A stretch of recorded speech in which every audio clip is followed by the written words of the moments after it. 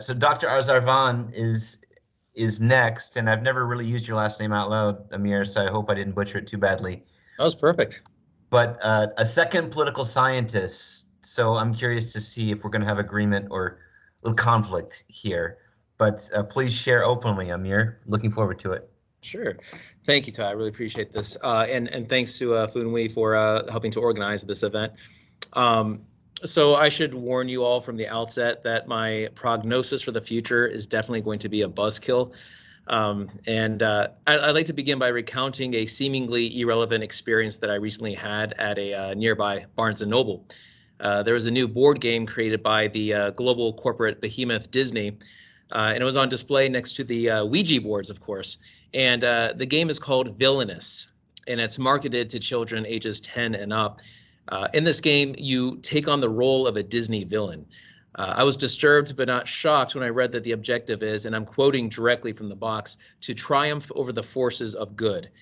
Be a villain, it goes on to say. Defeat the heroes, enact your evil scheme. It is nearly impossible to parody the extent of our moral decline.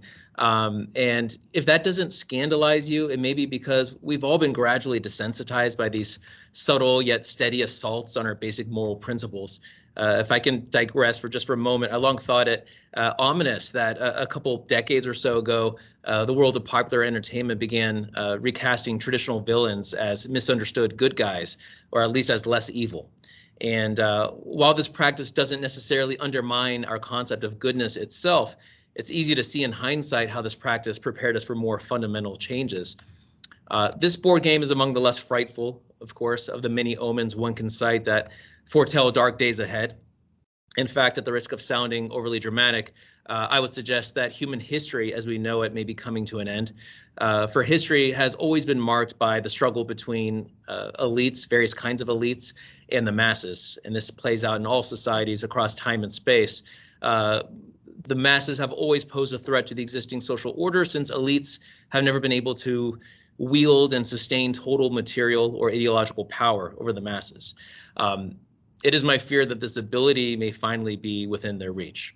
So the struggle may come to an end rather. To a large extent, we can credit this development to recent technological advances.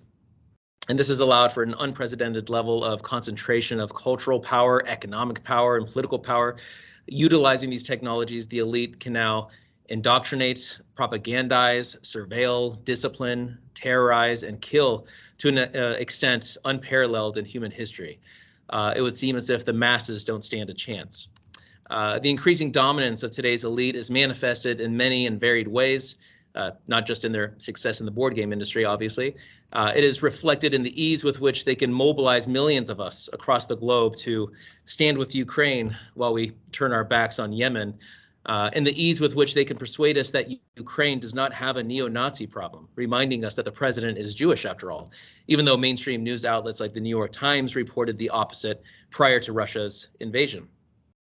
In the ease with which we're led to ridicule, shame, fire, unfriend, even disown those who aren't quick to accept each and every policy issued by the very fallible public health establishment.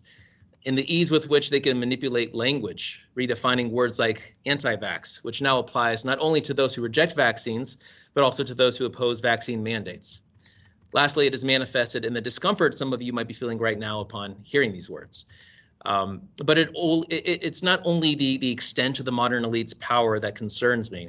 It's also the content of the ideology that they promote. To put this problem in perspective, let's contrast the modern elite with the Roman Catholic Church, or at least the really gross caricature of the organization presented by many of its secular critics. Whatever evils we attribute, reasonably or otherwise, to this organization, it's undeniable that it has promoted such laudable values as humility, forgiveness, self-restraint, compassion for the poor, and so on. And it has undoubtedly, at least up until the Great Schism, produced many saints who embody these values, whom the faithful today still revere, and who, I dare say, still work miracles among them. By contrast, what does the global corporate elite preach? Among other values, nihilism, narcissism, hedonism, and materialism. Those being shaped by such values are not likely to be the sorts of people whom we would venerate.